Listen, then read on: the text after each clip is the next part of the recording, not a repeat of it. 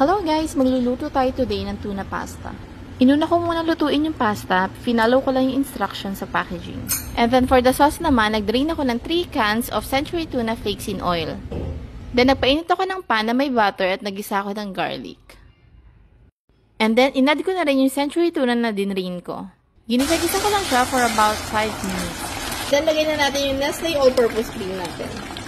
Masarap talaga sa tuna pasta pag super creamy yung sauce. Pepper, pasta water, mga 3 tablespoon lang.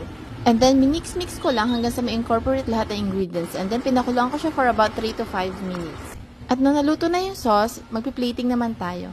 Nag-add ako ng pasta, and then, a-add ko na rin dyan yung sauce. Then, nag-add ako ng Parmesan cheese on top. At syempre, hindi yan kompleto pag walang partner na bread. And that's it. Enjoy!